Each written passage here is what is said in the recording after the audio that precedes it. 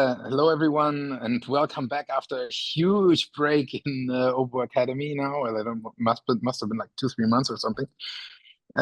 Today, I have the great pleasure to have Chris Tabone here. He's a senior program analyst at the Jackson Labs, and he works as the developer both at Flybase and the Alliance of Genome Resources.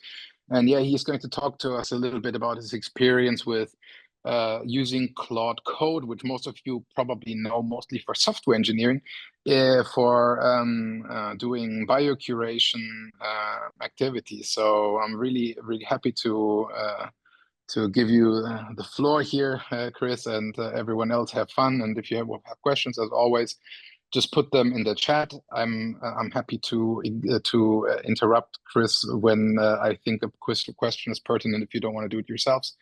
Otherwise, yeah, just as always, have fun doing the tutorial. There you Great. go. Take it Thank away. you.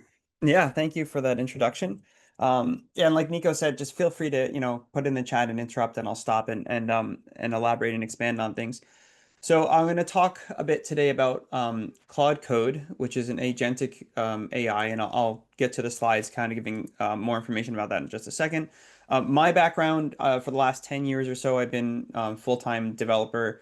Before that, my background is actually in biology. So all my degrees are in biology, and I spent a lot of time doing neuroscience and things like that. So I have a biology background, but then I kind of switched gears into being a developer for the last decade or so with Flybase, and more recently with the Alliance of Genome Resources.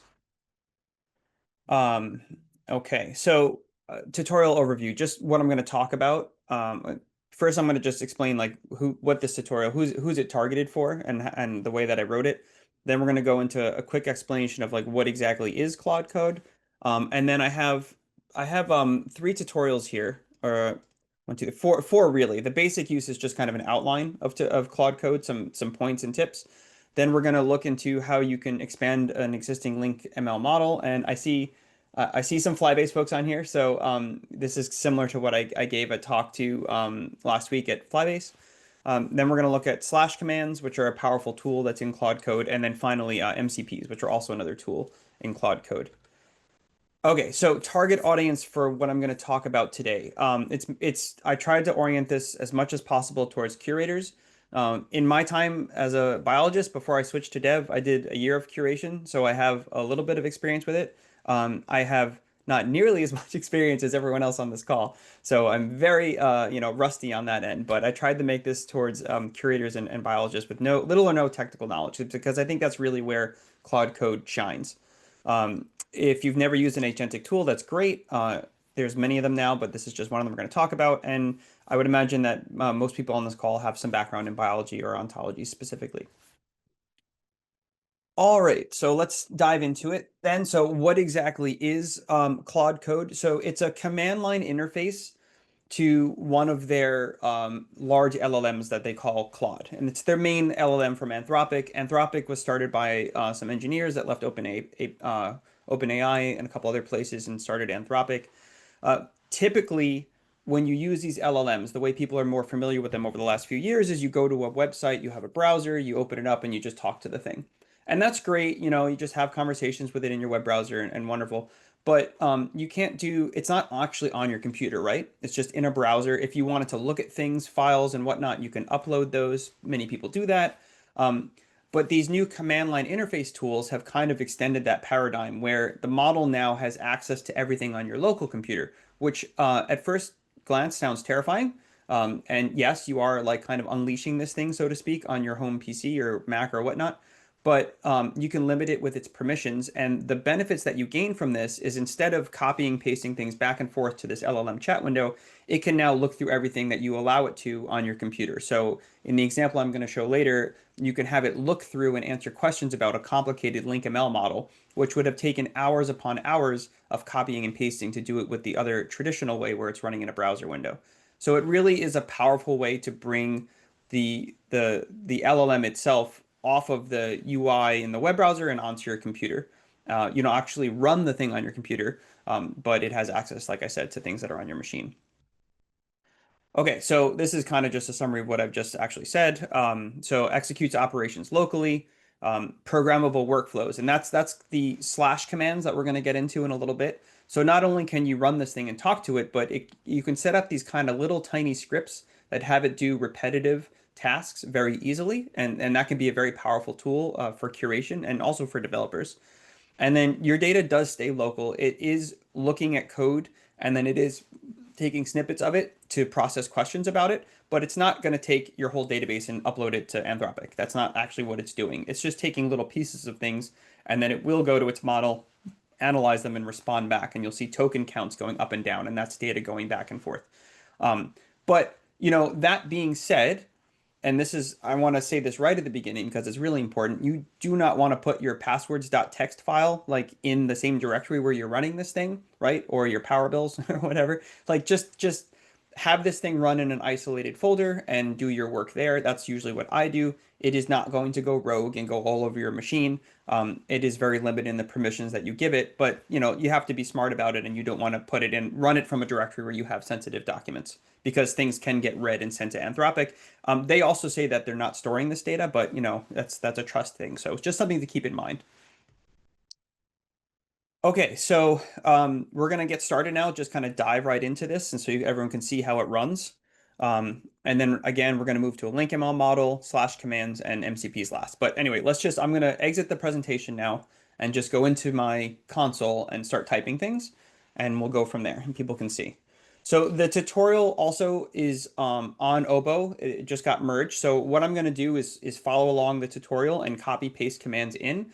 And everything I'm doing here is on the OBO book site. So you should be able to hopefully recreate this. If you find bugs, if you find things that don't work, please let me know or let the OBO crew know and we can make adjustments to this. I have run through it twice, but as with any live demonstration, things can go wrong. So we'll see. We'll adapt, but hopefully this works. Okay, so I'm going to bring up, this is Visual Studio Code. Can everyone still see my desktop? Does that look okay? Yeah, Okay, we great. can see your Visual Studio Code. Yeah. Awesome.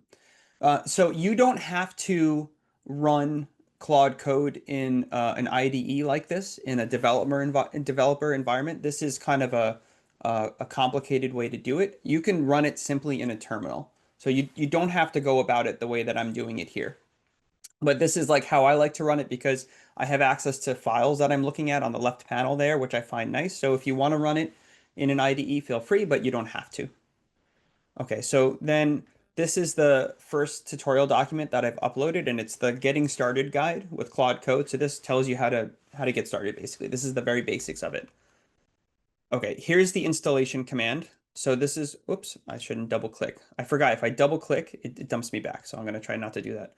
Okay, so here's the installation code. It's npm. If you have, I know a lot of people use Mac laptops. This can be installed on a Mac laptop. There are some prerequisites. First, like the Mac coding system ecosystem that needs to go in. But there are many tutorials online for how to get npm working. And then it should allow you to run Claude Code. There are some developers at Flybase that are using it from their Mac laptops. And then you can verify the installation by typing this command. So if we copy this here, I'm going to move this box out of the way a little bit here. So if I paste that, then you should get a version back that tells you that you have Claude installed. So that's one way that you can check to make sure that it's running correctly. Starting the program is as simple as just typing this command. So if we do this, it will launch. Okay. Yep. Okay, so you can ignore that box. I'll talk more about that box that comes up later. But when you type Claude, when you're first starting out, this is what you see. Cute little robot, Claude Code, the version. Now, Sonnet 4.5 is the model that it's using. There's two models available. One is called Sonnet and one is called Opus. I would recommend if you're paying for this via API key or something like that for your organization to just stay on Sonnet. Sonnet is more than capable for everything that you're going to need to do. If you're a heavy use programming person, you can think about switching to Opus. But Opus is directed more at like huge code bases that programmers are using full time. For what we're going to do today, Sonnet 4.5 is more than capable, so that you don't have to change anything. It should launch like this by default. Okay. So you can type help to get help at any time. It'll show you available commands. It's a little menu here that you can cycle through. It has a link to the documentation. One of the neat things about this is you can ask it for help. So it's actually very familiar with its own documentation. So if at any point you get stuck or don't understand things, you can actually ask the thing to help it. Jerry Maguire style kind of approach here. It'll show you your working directory, and if you're in a GitHub, a Git repo, it'll show you that as well. Okay, so there are many tools available that Claude has built into it. And so this is really what differentiates it from a web UI based approach. So these are the tools that they've built into this command line interface here. So a read tool, a write tool, edit tool. It can execute bash commands, which opens it up to a large amount of any command basically that's on your machine, more or less. Grep, glob, and web search. So when it does things, you'll see these names pop up on the screen. And if you're interested in seeing, oh, it's reading, oh, it's writing, it's just useful information for people to see. And then it'll ask you permission. So the way I'm running it now is in a permission mode where it should stop and prompt me if I tell it to do something. So even if we do something like really simple, can you please write a test.txt file like that? So I'm asking it to write a test.txt file. It'll think about that for a second. The tokens, you can see it. There we go. So it's opening the changes in Visual Studio Code because I'm running it here. But the point that I want to emphasize is it comes up with this at the bottom. And this is how it works by default. Do you want me to make this edit to the file? And you can say yes, yes, all allow edits, and no, and then tell it what to do differently. So this is built in. This is the failsafe, so you can review every command that comes up here, so you can see what it's doing. So I'll just say yes and allow all edits during this. And it wrote 2 lines to a test file that just says this is a test file. So that's a very, very basic thing. There's another way to launch Claude where you type the word Claude and you do hyphen hyphen dangerously skip permissions. And in that sense, it won't ask you to do the things that it wants to do. The trade-off is it's extremely fast. So if you're comfortable with Claude and you've used it for a long time and you're tired of answering yes all the time to the prompt, you can run it in dangerously skip permissions, but just you have to keep an eye on it. And it's not as dangerous as it sounds. Most developers, including myself, run it that way by default, and you just watch it work and make sure it doesn't kind of go off the rails. Okay, so that's an example of the permissions that it asks. Again, some more essential commands. There's help, clear, we'll talk about that in a little bit. There's how to exit and reset and so on and so forth. So this part here, these are common workflow patterns that you can use with Claude. Now, some of these are going to be what I'm talking about later, and you don't have to worry about the details yet. So this is kind of an example that's referencing things we haven't done yet. But this is what people can typically use it for in their workflow. So exploring something, oops, I double clicked. Oh boy, hope I don't do that all talk. Thank you for your patience. So exploring something or understanding it and then further modifying it or extending it, searching for things. So you can see an example here. If you have a bunch of files on your machine and you want to search for something, it can help you with that. And then querying, which we're going to do these 3 things. So exploring data sets, searching through data sets, which are kind of very related, but then also the querying, which is where it becomes very powerful. There are some people in our project too that use it for converting things, writing small scripts. So if you have a supplement that's attached to a paper, that's maybe 1,000 identifiers in a CSV or something like that, you could use Claude to just quickly convert that for you to some other format. It excels at things like that. So if you need these little Python or Perl or whatever snippets of programs, you don't even have to tell Claude, write this in Python. It'll just do what it thinks is best and help you convert stuff. So we've had some good experiences with people just bulk converting large files that they're working on for curation purposes by using Claude. And it's very, very powerful for that kind of a thing. And another way to think of it is like it's a junior developer or a junior biocurator that can help you do tedious tasks. And that's really kind of the goal too of my presentation here, is to show you how it can handle those things to enable you to work faster. That's really the goal. We don't want it to like do your job, but just do all the annoying parts of your job. Like that's a good compromise. Okay, so here's some best practices for being specific, iterating on things, verifying things. You can ask it to show what it's changed. Use natural language to talk to it, which we'll see in an example here. Don't, oh, I double clicked. Don't blindly approve things without reading what it's trying to do. You can get yourself into a dangerous situation. Right, don't give vague instructions like just do this thing. It won't understand what you're saying. When you relaunch Claude, it will start with a clean slate unless you use a continue flag. So you have to remember that it's starting clean. and you should always verify things that it does. So these are some kind of really important points here to keep in mind for best practices. I added some extra troubleshooting bits on the bottom here, but we don't really have to go into that right now. So I'm going to jump into the LinkML. But before I do, does anyone have any questions before I move on to the first actual tutorial part? Use this to take a sip of tea. No questions in the chat, so you can continue, and I will continue to monitor it and let you know if there's anything. Okay, great. Okay, so let's jump into LinkML with Claude Code. Again, these tutorials are on the OBO book, so you can follow them along later. This is something that we experimented with at Flybase.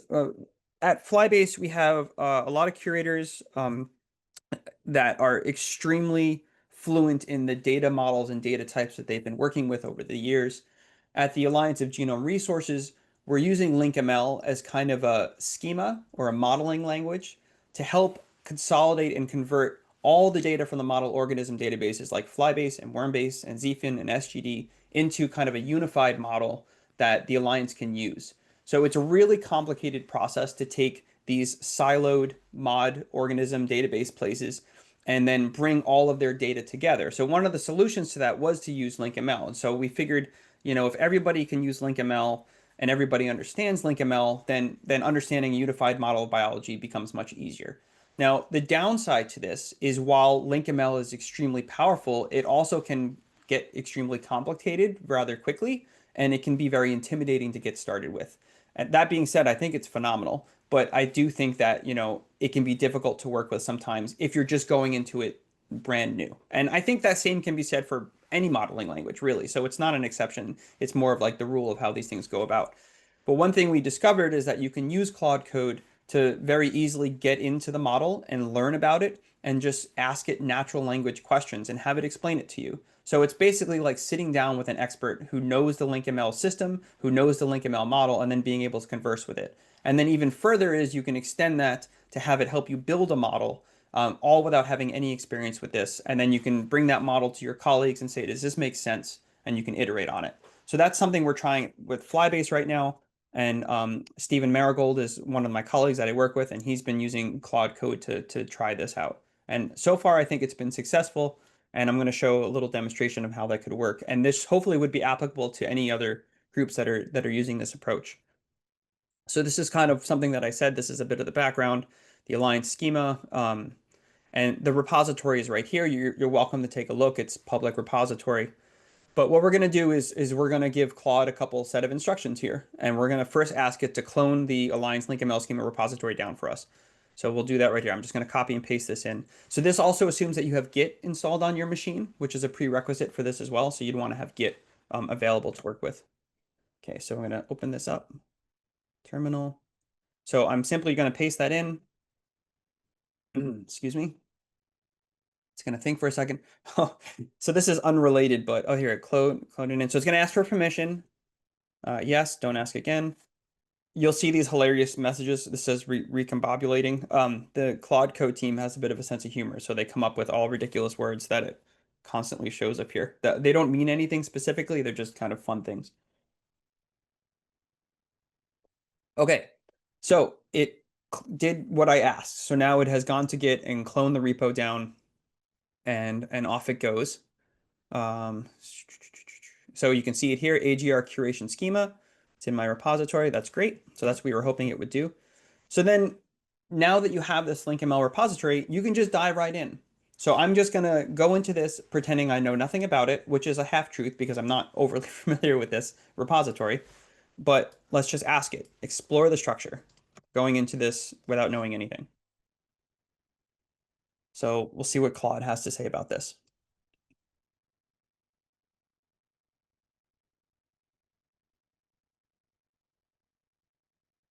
So you can see if it spawns off these multiple read things, sometimes it actually launches, they call it subagents of itself. So it'll do its own work, but then it'll spin off mini versions of itself to read faster. And then it'll bring the information back to itself and give it to the user. So when you give it parallelizable, I guess, I don't know if that's a word, tasks, it can go very fast through them like it just did now. Okay, so that was a simple natural language question, and this is what it's returned to us. So it talks about the foundation schema, defines base classes, things like that, ontology terms, how that works. It provides examples of all these things, talks about the gene YAML and the entity definitions, domain-specific schema files, and goes into that. So that, like, this amount of information to get would have probably taken somebody, I don't know, a half an hour to an hour of combing through all these files and then also trying to keep it all in your working memory. But with something like Claude, a simple natural language request, it comes back to you with all this summary information, which is a really, really powerful way to browse this. So here's, key schema files. This is in the tutorial. This is the stuff that I talked about. So we can dive into it deeper. There's things in LinkML that maybe you don't understand, and that maybe I don't understand either, like classes and slots and ISA for inheritance. So we'll just copy this in, see what it says about that, give it another task. It's Can I, recombobulating again. Chris, can I ask real quick? I was originally recommended to use this add operator for file paths, but in your experience, does it make any difference at all to use this for like referencing a specific file during a Claude Code session, or is it just like for like auto-completing paths and finding files? Yeah, I've never used that. When I normally need to reference a file, what I typically do is I'll right click and do copy path and then paste that directly into the Claude prompt. So I've never used the at. You said the at shortcut? Yeah, I haven't used Yes. that. Yeah, I'm not really familiar with that.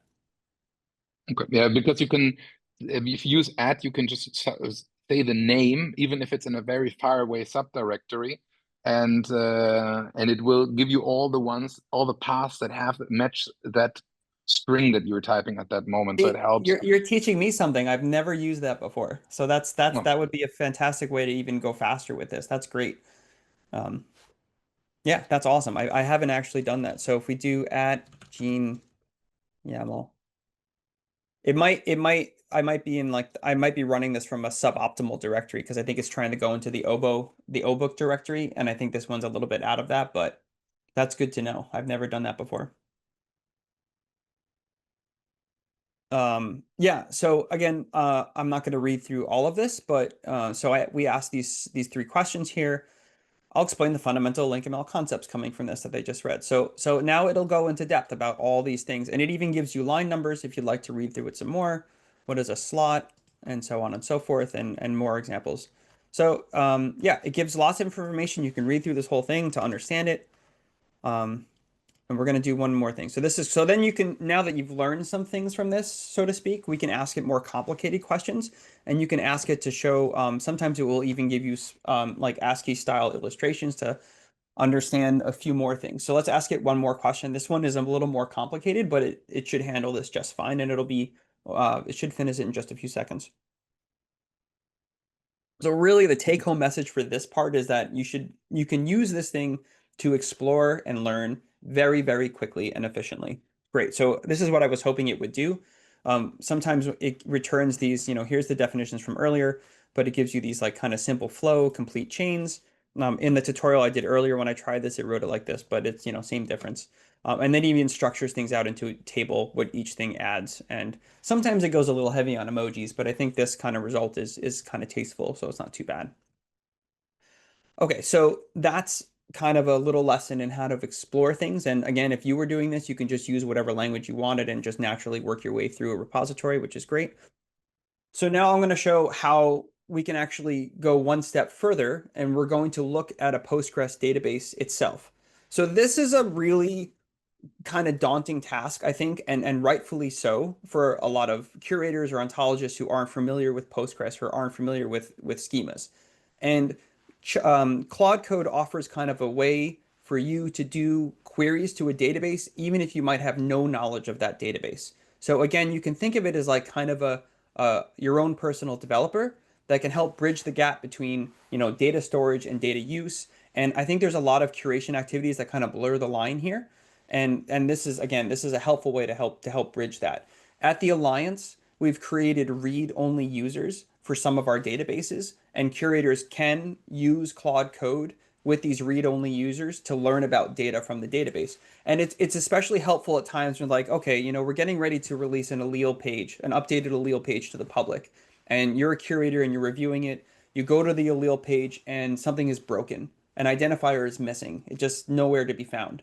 So what you could do is just go to the developers and say, look, this is broken. I don't know why. But with something like Claude Code, if you were comfortable with it, you could open Claude up and you can just lay it all out. Like, here's an allele page. I'm testing it. This identifier seems to be missing. You're connected to our database. Could you just check and make sure, is the identifier in there? Did something get changed? And Claude could go off on itself and give you a little summary back. And you don't have to go any further than that. Just kind of a surface level, is there something wrong in the database? I uploaded some new data. Did it ever make it? And then you can go to the developers and say, hey, this allele page is broken. This data never made it into the database. And so that's a level of comfort that might be a little too far for some people. But if you do want to go to that, Claude is kind of the tool that you can use to get to that point. So that being said, we're going to look at Flybase. This is our reporting database that's free and open to the public. We normally would not build data classes from a reporting database. We would do it from our internal database. But for purposes of the tutorial, we're going to use the reporting one. So it's available. These are the connection details. You can get them from Flybase. It's displayed on our developer portal on our Flybase website. And we can just ask Claude to connect to the database, which it can do with the PSQL program. So most computers, Mac, you can get PSQL installed as well as Linux. I'm not sure about Windows, but I imagine that as well. And we're just going to simply ask it to connect and look for a table that contains the words cell line in it. So we want to learn about cell lines from the Flybase database with the ultimate goal of building something in LinkML. So I'm just going to copy this in, copy, paste, and go. And it's chosen to nucleate. It is nucleating. Right, so here comes the permissions. Are you sure you want me to do this? Yes, that's fine. You should be able to connect. So, excuse me. So now this Claude, I should really emphasize, this Claude session has no knowledge of this database. It has no knowledge of the schema or anything like that. I just gave it an open-ended command. So it did found 15 tables containing cell line, annotation, property things, relationships, all sorts of heavy database stuff that maybe we're not interested in. So let's just describe something. I'm trying to get my head around what's in this database. So let's describe something, the cell line table structure. Show me a few examples, like what's in there. See, we want to learn what's in here. So it's going to go again. Yes, it's going to pull some information out. It does truncate it here. You can ask to see more if you hit Control O, but for this purpose of this tutorial, I'm not going to do that. So there's KC167, which is a really famous fly cell line. So it's pulling some more information out. And now it's actually jumping between tables too, which I haven't asked it to do, but it's doing that because it understands the basic structure of a Postgres database and it's pulling out what it thinks might be useful information for us as we ask these questions. Great. So here's some example records. Here's kind of how the table is structured. This might be of no interest to you whatsoever, which is totally fine. But this might be interesting to you, cell line IDs, names, some unique names for that. So if you're a curator, you recognize some of these values from these tables. You don't understand the schema. You don't have to know what a varchar 255 is. But this is useful information and notable cell lines it talks about there. It even has some of this information in its training data to know. So let's go a little bit further. So we'll say for this KC167 line, let's learn some more information about it. Maybe you want to know what else it's called, what publications are associated, so on and so forth. So yeah, let's go a little bit further with this. It's always impressive to me that Claude can write very complicated SQL queries with very little effort. It's a really incredible tool. I mean, all these things, you don't even have to think about it anyway. We're also using Claude to review code that developers write.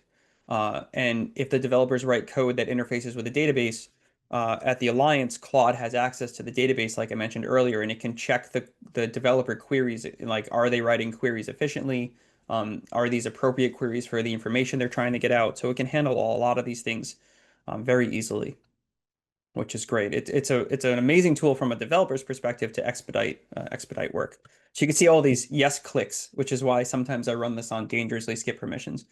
But these are pretty simple requests that it's asking for. Okay, it's just about done. So it's going to summarize what it just did here.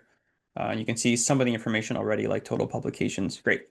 So here's an example with KC67, alternative synonyms. There's 447, but instead of showing all of them, it's just showing us some recent ones. Excuse me, external database cross references, so on and so forth. So that's great. Like loads of information. I have no knowledge of how this is stored, and we're just learning about cell lines. So let's Can I extend this one. Yeah, yeah. can we jump in with a quick question from Trish? If you have a sequential set of steps with Claude to interact with the database, what are the safeguards to ensure that Claude does not alter or delete a table, or is the Yeah. database user limited to read only? So that's an excellent question. This database is read-only by design, this Flybase one that I'm showing you, because this is open to the public. And then at the Alliance, um, I have the user that I created that Claude is allowed to use. So it has connection info for one user, and that one user is a read-only user. So you can limit it in the way that we do it here at Flybase. This is a restricted free read-only database. But even the Flybase one is also restricted by user. So the user that we allow the public to use is strictly read-only. Um, you can, and I do on purpose, give Claude permission to change databases when I'm changing them offline and testing them on my machine. But for this purposes, and again, like I mentioned at the Alliance, you have to work with a developer to make a read-only user so that you don't accidentally break it.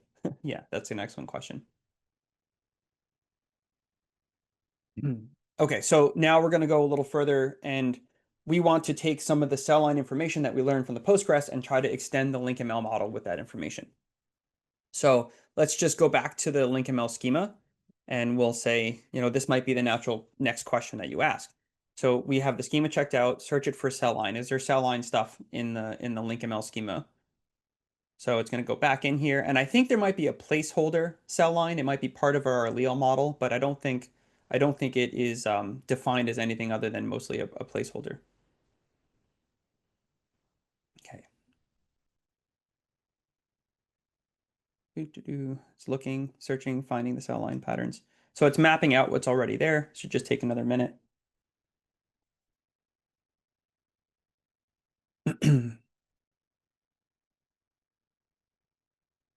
Okay.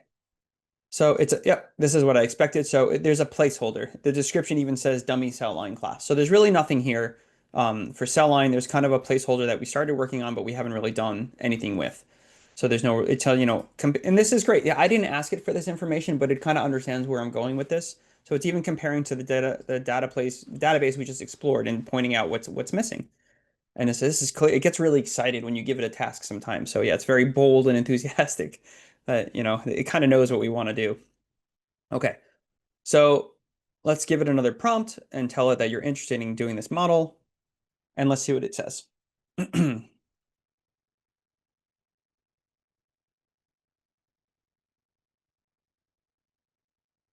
Great questions. Yeah, I knew it was going to be enthusiastic about this. Sometimes it reminds me of like a sheepdog. You know how they're always driven to get work done, and you got to give them something to get there. That's kind of the enthusiasm you get from this thing. Great question. You'll see if you do start using this regularly, there's kind of a joke.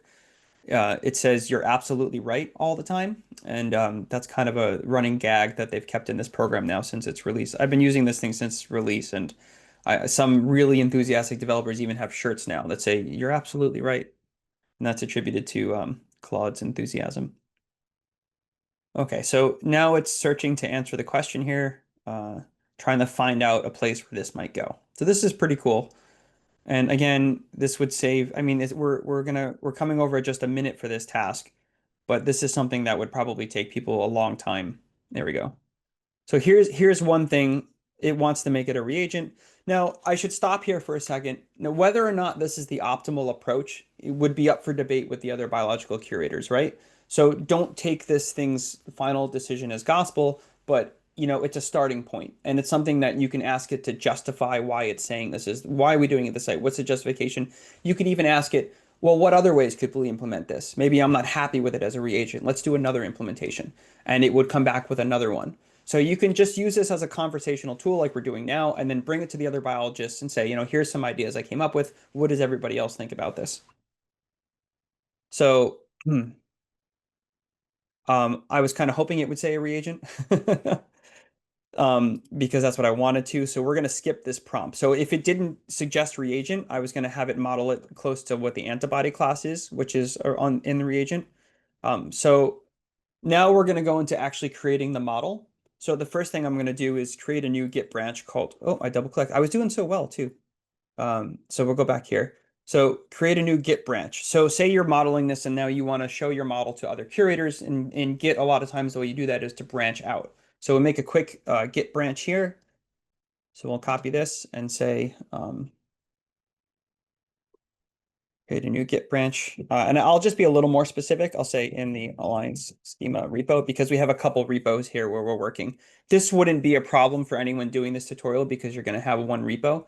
But in my development environment here, I have a couple. I don't want it to make that branch on the OBO book. Okay, great. So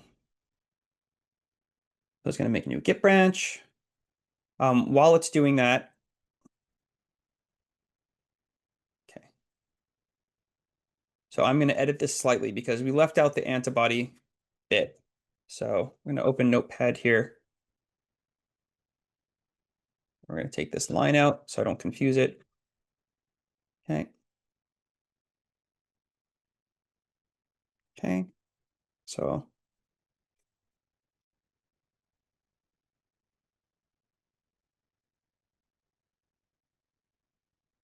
I have two more tutorials, but they're significantly shorter than this one. This is kind of the really long one. The other one should just be a couple minutes. Just looking at the time here.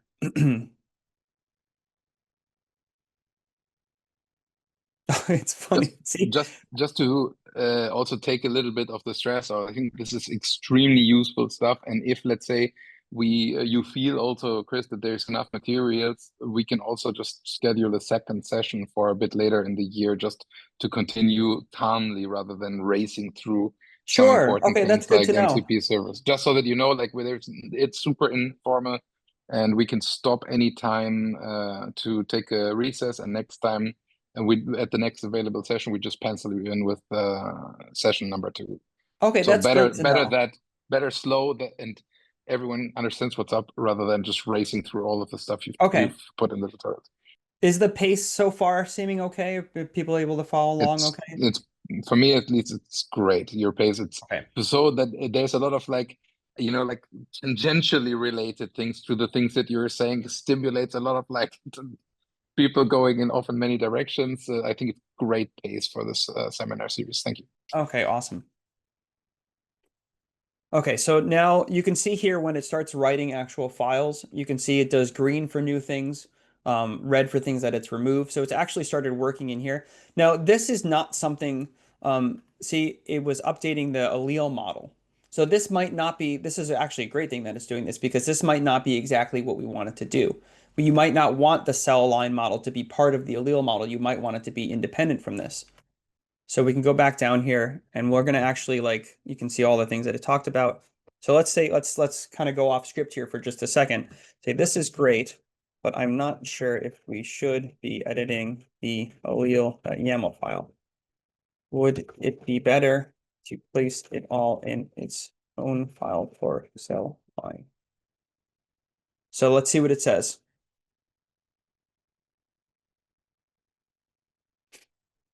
And this goes back to what I said earlier, verify what it does. Don't just take it. So here's the absolute, you're absolutely right. Um, great. So it would be better, this could be broken out into and the comment even says this can be broken out. So now it's going to If you, Chris, adapt. if you would have been wrong though in this case, would it Mhm. tell you, or would it like overemphasize your Oh like yeah, yeah. So in that's you? a yeah. Okay, that's a really good question. And there's a lot of debate, especially on Reddit of all places in the developer circles, and also like in the LLMs in general. Codex is another CLI. How much pushback do you give to a developer when th're wrong? And Claude, I'd say, is about 70% agreement and 30% pushback. And it used to be 90-10, I'd say. It used to agree with everything, even if it was horribly wrong. But the latest Sonnet 4.5 actually has a lot more pushback than the earlier models. And yeah, that's a really good question. It's just something to be aware of. And it's kind of why that you're absolutely right is kind of a running gag because you don't want like a yes person yes bot all the time because you want to know when you're wrong. And some of that is when I work with it, I'll say, okay, you wrote it in allele. I kind of want to put it in a cell line file. What do you think of that? What are the pros and cons? And asking it that kind of question will get you a much more balanced answer than just saying like telling it, because the other way you're basically telling it to do something. So it's a really good question because framing is really important with this. So if you go in with a pro con approach, you'll probably get a much better response if you're unsure of stuff. Um, great. So it's complimenting much better organization. So it created a new file. It put all this stuff into it. These are all the changes that you might expect. It shows new dedicated cell line schema, so on and so forth. It's even giving us some tests like, what do you want to do next? Here's some more things. Expand it and work on it and things like that. So on the tutorial here, this is an example of what it might create. And this is probably very similar to what it actually did. And then so it even has me, I should resume with the enthusiasm here. So let's just do a quick review. So this is a review. Tell me, compare it to the existing classes. Tell me how the data we looked at earlier would fit into this. So with these questions, I tried to think of how a natural flow might go for anybody working on this who's a curator. So these are very reasonable questions. And when I gave like the Claude intro earlier, when I talked about like reviewing and understanding, this would be kind of part of that process.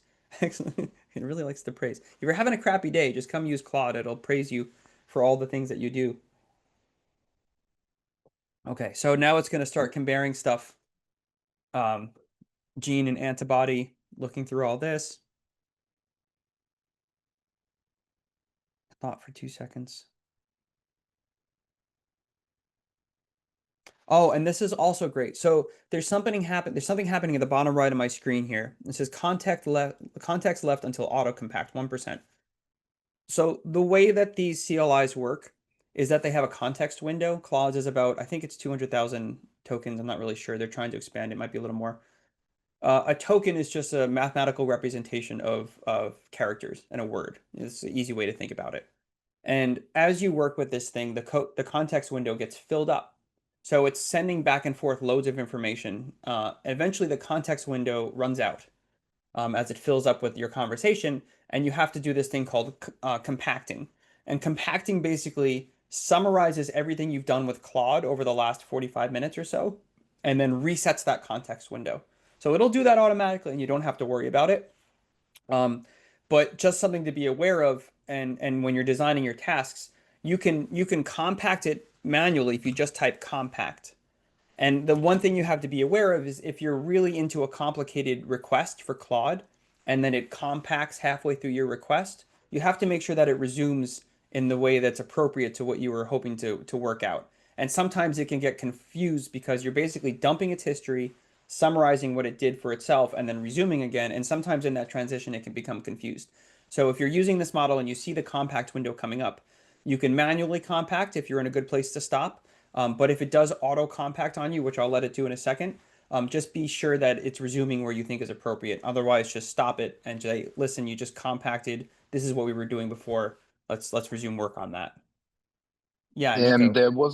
there was a question very early in the chat, and I think we can ask it now a little bit because it fits. Is there a way for us to estimate the financial burden that this specific session had? Like that you just Oh started yeah. on. So can we say something we can ask that will tell us this whole session cost you $3.50 or something like that? Yeah. Yeah. So I'm spoiled. Paul Sternberg from Wormbase pays for more or less an unlimited subscription. So this account I'm using, it's called Claude Max. It's $200 a month.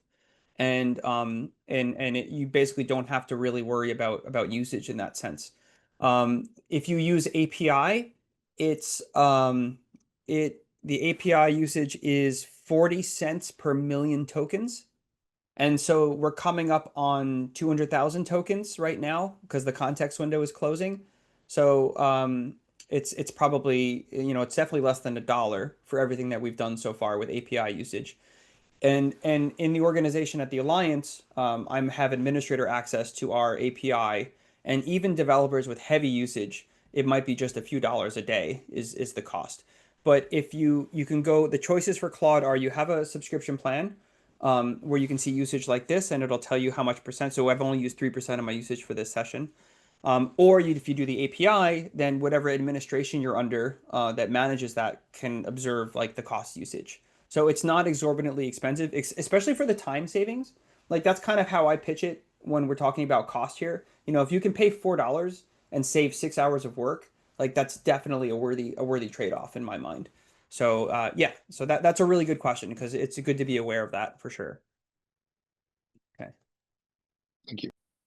Okay, so it did find some gaps here. It didn't add synonyms when it made its initial pass, and it doesn't have anything for tracking labs or resources. And it's suggesting, would you like me to update? So we can say like, yes, let's update with those additions. Okay. So great. So this is the auto compact. This will take about a minute. So this is the thing. This is actually really good that we came across this. So this is it, compact in conversation. So again, what the model will do is take everything we've talked about, summarize it for itself, wipe the context clean, and then remind itself in a summarized version of what we were working on. So this will just take a minute. And Nico, if this goes like an hour, I think it would be a great idea to just pencil in another session for the slash and for MCPs. Okay. I think that makes the most sense because I agree. I wouldn't want to rush through it, especially if it's useful. So while this is loading, I can talk about, because it probably will wrap this up, I assume. Is an hour a good amount of time at the end of this tutorial? Does that work? Yeah, if just leave some 5 minutes in the end Okay, for like some freer discussion. So great. otherwise, yes. So 6 minutes Okay. more, let's say. Okay, sounds good. So the other things I want to talk about in the future lessons, since we're just waiting here, is Claude has slash commands, and slash commands can help you really quickly access something like an external API. You can configure them to be able to connect to like a Go API. And then when you're doing curation, you can just type a slash go and then put an identifier in like a question. So you could be like slash go, find me the parents of this identifier, and hit enter. And you've pre-configured this slash command, which I'll show everybody how to do, and it will go off and do all that work for you. So slash commands are a really powerful way for doing repetitive tasks often and easily. So we'll get to that in the next lesson. Okay, so I'm updating the cell line. So great. It seems to have remembered exactly where it left off, which is great. It's compacted, our window is reset. It's adding synonyms and a couple other things here. There it goes. And while that's working, oh, this is great. So synonyms, descriptions, so on and so forth. Okay. Validations. So this is another review we can do. And this is the DTO class. It's a data transfer object. This is a line specific. I'm not going to worry about it right now. I'd really like to just do this in the last few minutes, which is generate some test data based on our model. So it's just about done here, and we're going to ask it to generate some test data. So it's going to take the data from Postgres, and then it's going to fit it into this model and make some sample data for us. Great. So here's a summary of what it's been working on. I'm going to go here, copy this.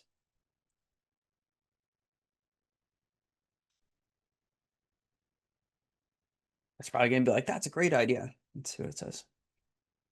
Oh, no, it's not. Okay, its enthusiasm is reset. That's good. Okay, so it's going to requery again on Chado. Okay, we'll do yes. Yes again. Yes a third time. Keep going.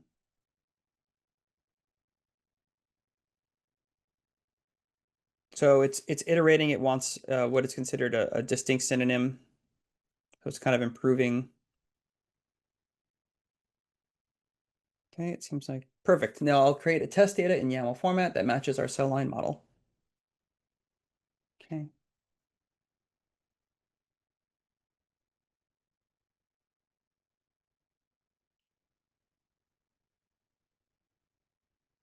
Great. Test data. A67.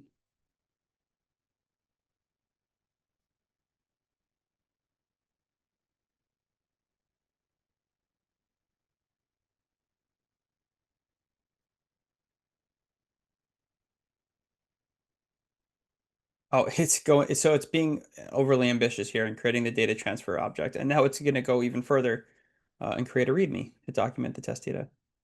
And we can queue up a command. We could say, could you please copy those files to this root folder of Claude?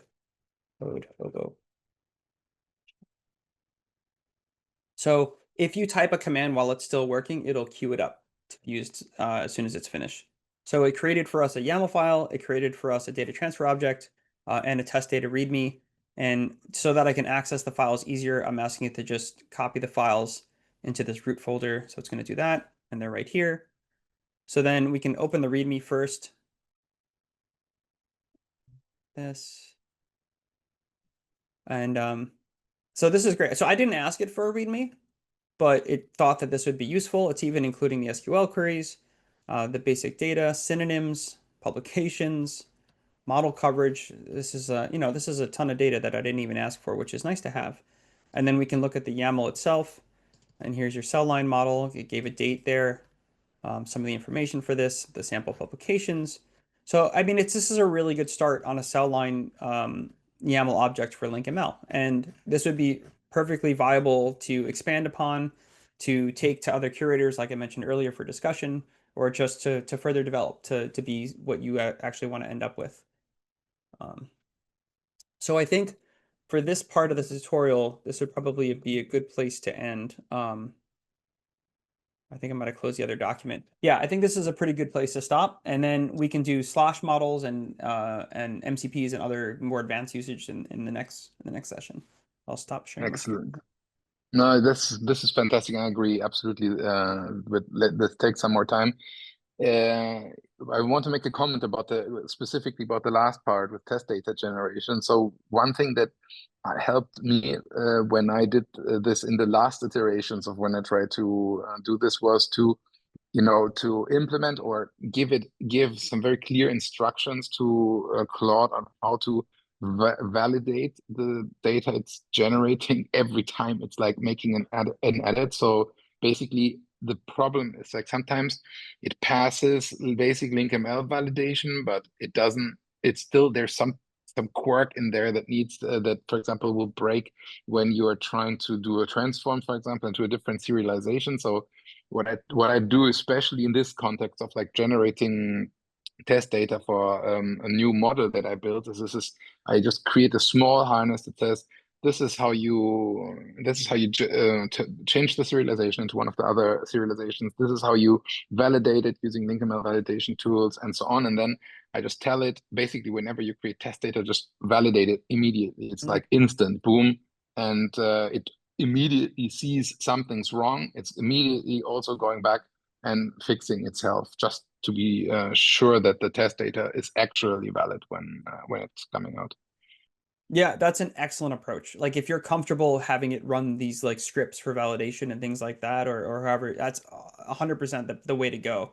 So I completely agree with with Nico's approach. And when we use this for development, what we tend to do is create that loop in development. So if it's working on a particular program, we make it so that Claude itself can execute the program, and then Claude can see the results, and Claude can read the logs. And then you get this really nice positive feedback loop where it makes a change, it runs the program, it sees the error, it goes back, iterates, and fixes itself. And the same kind of paradigm would work really well, like you said, for YAML file development. Make the model, validate the model, look at the output of that validation, and then make the changes until it's appropriate. And then, yeah, it's a really great way to approach that.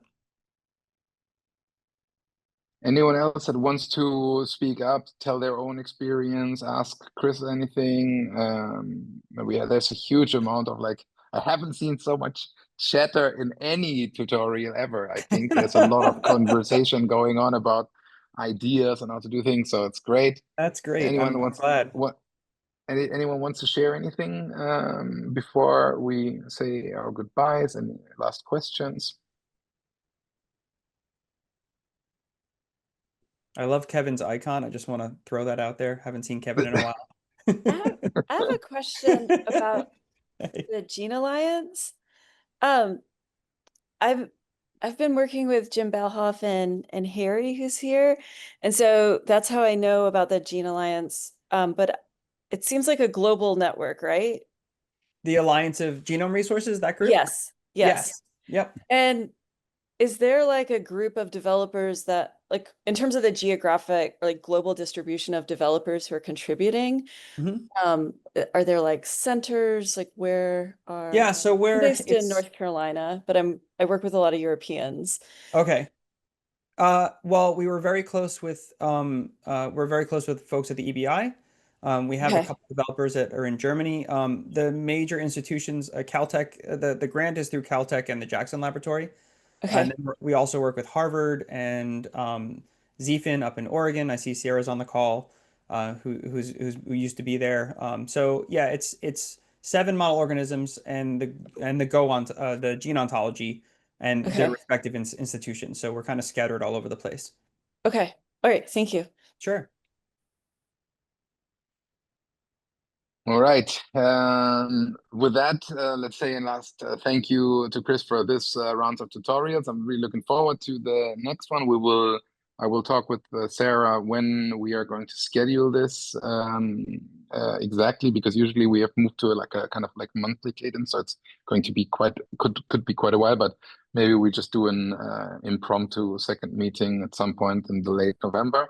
Remember that the next meeting is going to be led by Trish Wetzel, and it's going to be about specifically how to work with generate Sparkle queries using AI tools, and hopefully there will be some complementary information there as well. So let's looking forward to that. That's going to happen, I think, in mid-November, and yeah. Let's see how it goes. And if you have questions, you want to reach out to Chris, then let us know and we will connect you all together and see you all at the next meeting. Thank you, That's Chris, great. again. Yeah, very welcome.